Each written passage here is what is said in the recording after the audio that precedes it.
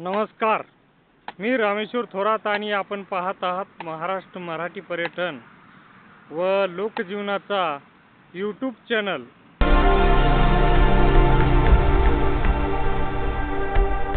दिवसभर मेंढ्यासोबत डोंगर, दर्या, माळरान आणि शेतामध्ये भटकून अखेर सूर्य मावळतीकडे झुकतो आणि सुरू होतो मेंढपाळाच्या आयुष्यातील आणखी एक महत्त्वाचा प्रवास.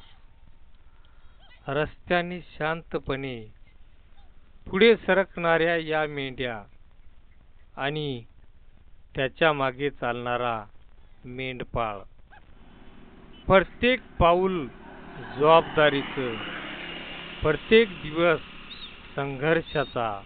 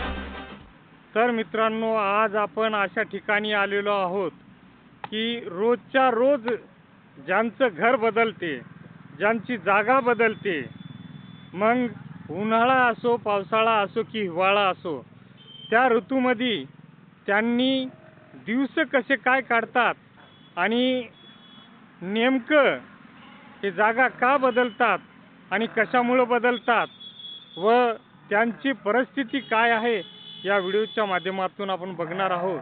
तर चला बघूया यांचं संपूर्ण जीवन. हे आज येतं तर उद्या तिथं, हे कसं असते ते.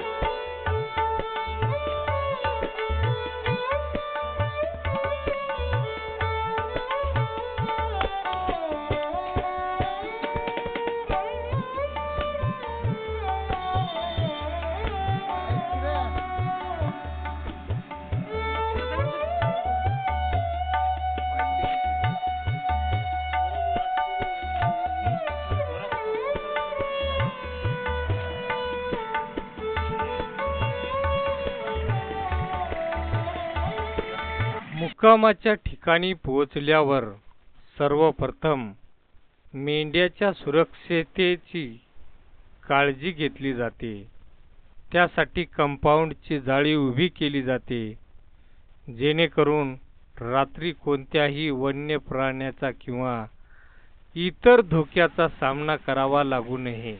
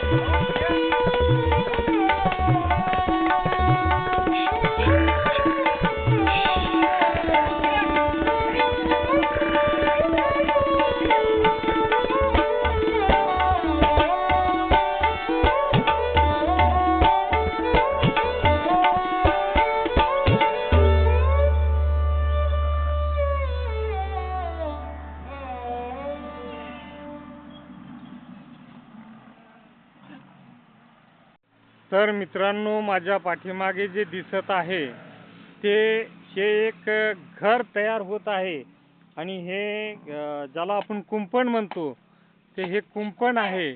आता या कुंपणाचा उपयोग कशा प्रकारे करतात, आता सध्या त्यांचं ते बनवणं चालू आहे. तर बघूया आता पुढे त्यांनी नेमकं काय करतात ते.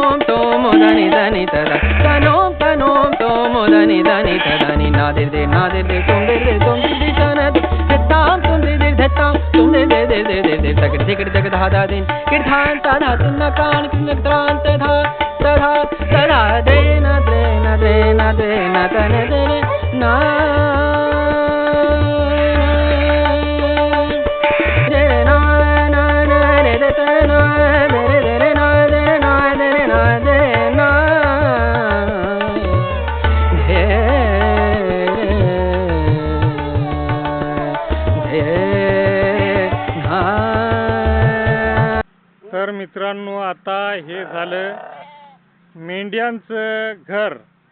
आता हे तयार झालेलं आहे आणि याच्या मधात मेंढ्या गेलेल्या आहेत. तर आता हे आता जे मेंढपाळ आहेत म्हणजे मेंढ्या चारतात आणि त्यांची राखण करतात, आता त्यांच्या घराचं काम चालू आहे. आता आपण त्यांच्या घराचं काम बघूया. आणि हे घर किमान 1 दिवस राहत असेल किंवा 2 दिवस राहत असेल. पुन्हा इथून उठल्याच्या नंतर पुन्हा यांना हेच परिश्रम करून पुन्हा असंच घर उभं करावं लागते आणि असंच कुंपण उभं करून या ठिकाणी मेंढ्यासाठी त्यांना जागा करावी लागते. तर चला बघूया आपण त्यांचं आता राहतं घर, म्हणजे आता ते आज राहणार आहेत त्या घरात, तर त्यांचं राहतं घर कसं बनणार आहे ते बघूया. त्यानंतर स्वतःसाठी छोटंसं पाल उभं केलं जाते. हेच त्याचं तात्पुरतं घर, हेच त्याचं आश्रयस्थान. दिवसभराच्या थकव्यानंतर पिण्याच्या पाण्याची व्यवस्था केली जाते. पाण्याचा प्रत्येक थेंब त्याच्यासाठी अनमोल असतो.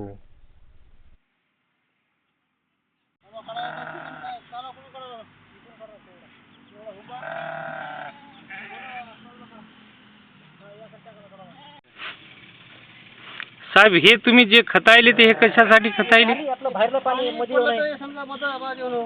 असं भावनाला पाणी. म्हणजे बाहेरचं पाणी जर पावसाळा आला तर पाणी आलं तर हे मधात येऊ नये. पाणी असतील काढून द्या, ओढून द्या. बर बर बर.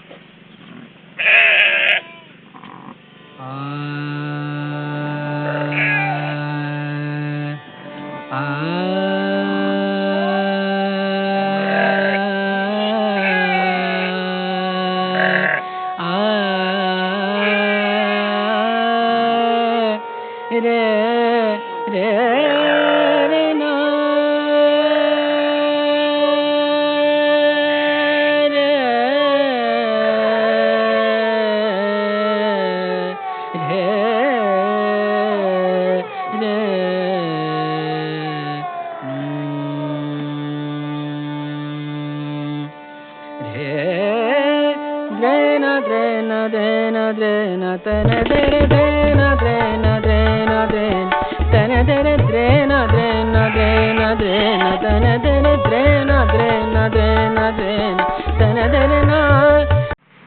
मग दिवसभर तुम्ही कोणीकडे मेंढ्या चारता म्हणजे आता वाटेने रोडाने कुठेही जत जागा भेटेल तथा जिथं जागा भेटेल तिथं. म्हणजे असं तुमचं ठराविक नाही कुठं जायचं म्हणून. ठराविक नाही. म्हणजे आज मुक्काम इथं केला, हो आता किती दिवस इथं मुक्काम करणार? ते एक दिवस. एकच दिवस. पुन्हा मग दुसरी जागा चार तुम्ही म्हणजे अगोदर जे फिरता त्याच्या म्हणजे तुम्हाला माहीत असते का की कोण्या ठिकाणी आपल्याला थांबण्यासारखी जागा आहे म्हणून? तसं काही नसते, निश्चित काही नसते, ठराविक नसते ती.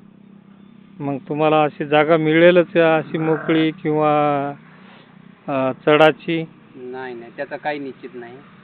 जिथं भेटेल तिथं आपलं जाळी टाकायची. आणि एखाद्या बार पाऊस जास्त असला तर?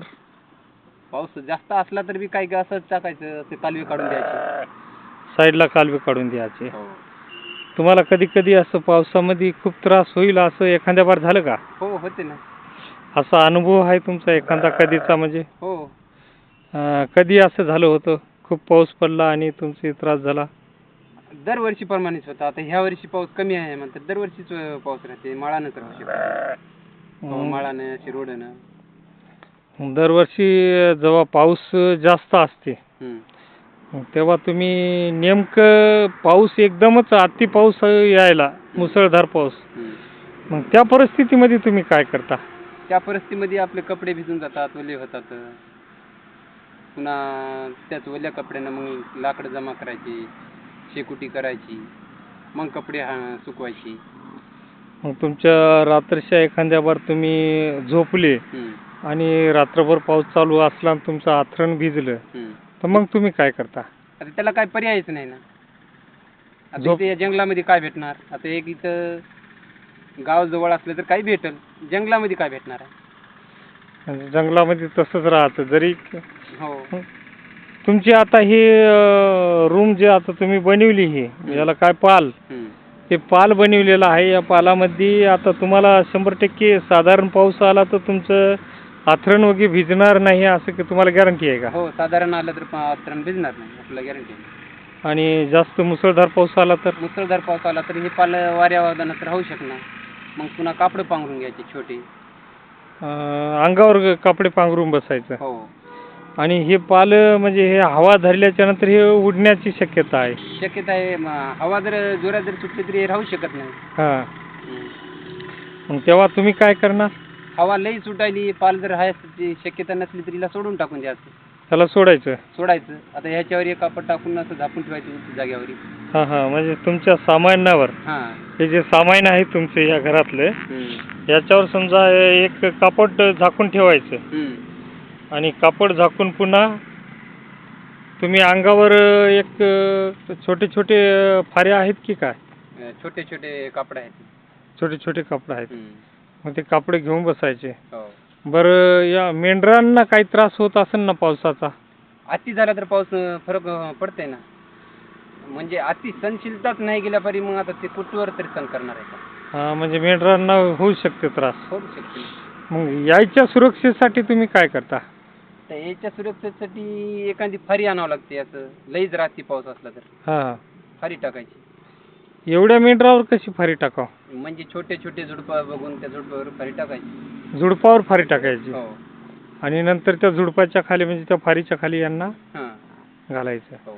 राहतात का मेंढर? हो, राहू शकतात. आता मात्र वेळ असते जेवणाची, पण त्यासाठी ही मेहनत घ्यावी लागते. आजूबाजूच्या परिसरातून सरपणासाठी लाकडं गोळा केली जातात. चूल पेटते. साधा पण कष्टाच्या घामाने गोड झालेला स्वयंपाक तयार होतो.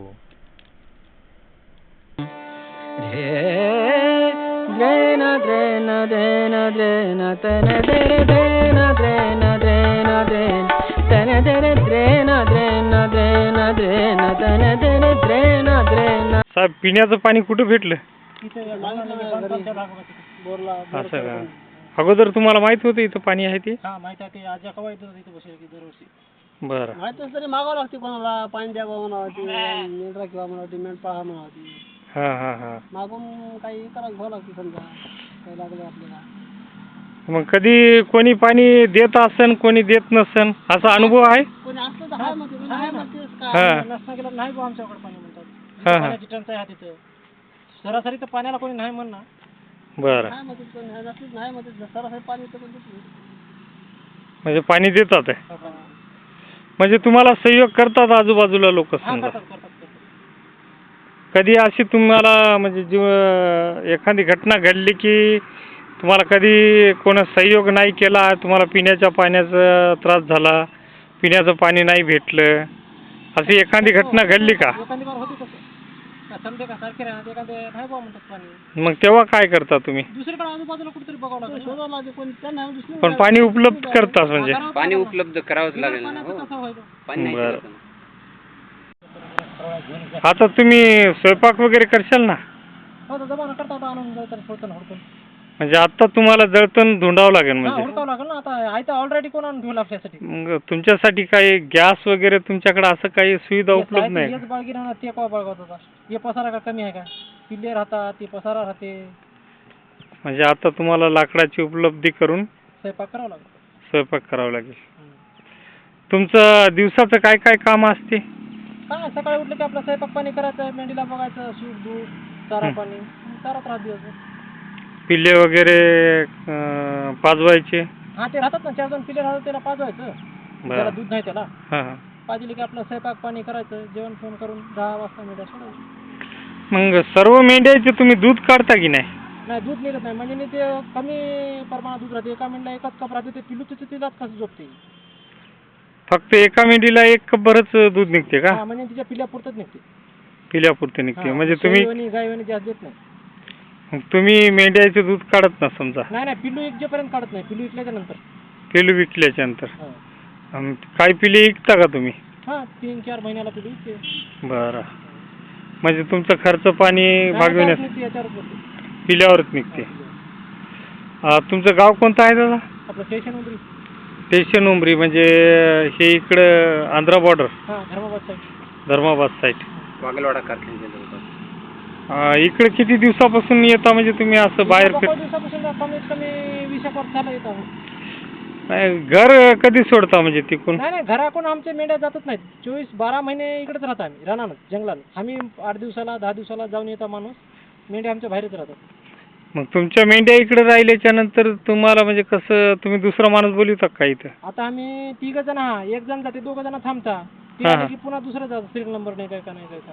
एका एकानं जातात आणि पुन्हा एका एकाने येतात म्हणजे 8 दिवस घरी थांबता का? नाही 8 दिवस नाही. आपली अडचण घरचे बघून. बरं. अडचण आलीच तर जायचं. हां. नाही तर एरी नाही जायचं? नाही. जशी अडचण आली तशी जायचं. जास्त काम करून घ्यायची. असं का? तर तुम्ही एकाच परिवाराचे आहात की अलग अलग परिवार? अलग. असं का? तुम्ही पाहुणे असाल? खुल्या आकाशाखाली निसर्गाच्या सानिध्यात घेतलेला हा घास त्याच्या दिवसभराच्या कष्टाचं खरं समाधान असतं.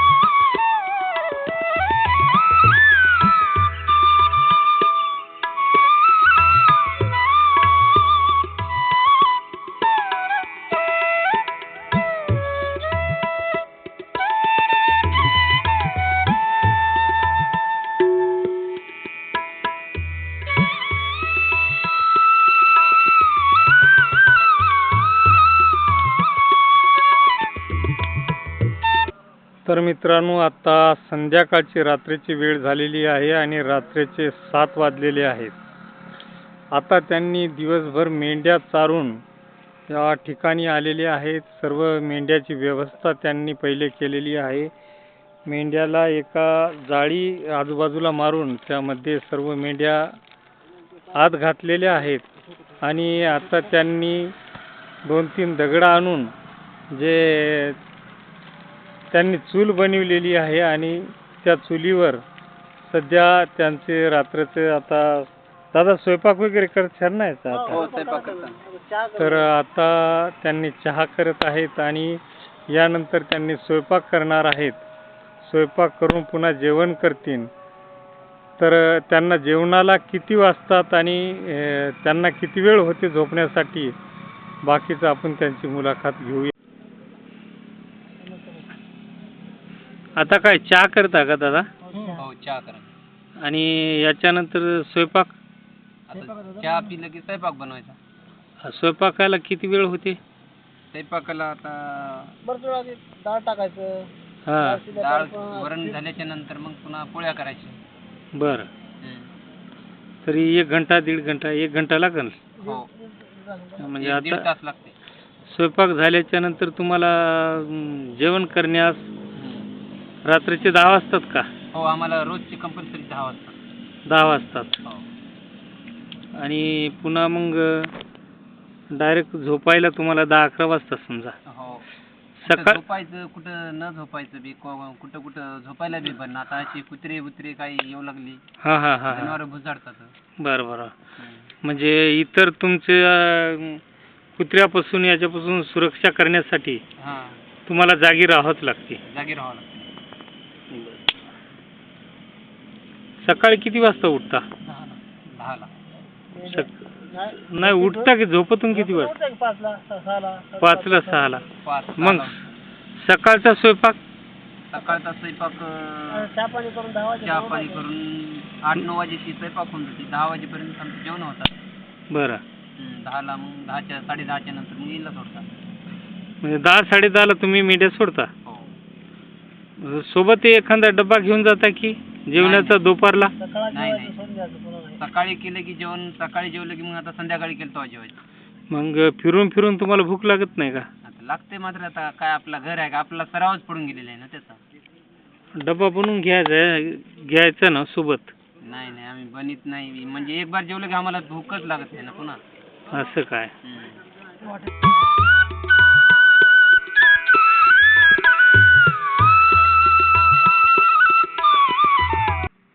तर मित्रांनो, आजचा हा दिवस आणि हा व्हिडिओ खास मेंढपाळासोबत काही क्षण आपण घालवलेले आहेत, त्याचा हा व्हिडिओ होता. तर मित्रांनो, ही आहे मेंढपाळाच्या जीवनाची खरी कहाणी. साधेपणा, कष्ट, जबाबदारी आणि निसर्गाशी असलेलं अतूट नातं. जर तुम्हाला ग्रामीण जीवनाचे असेच खरे आणि प्रेरणादायी व्हिडिओ आवडत असतील तर या व्हिडिओला लाईक करा, शेअर करा आणि चॅनलला नक्की सबस्क्राईब करा. धन्यवाद. भेटूया अशाच एका माहितीपूर्ण व्हिडिओमध्ये.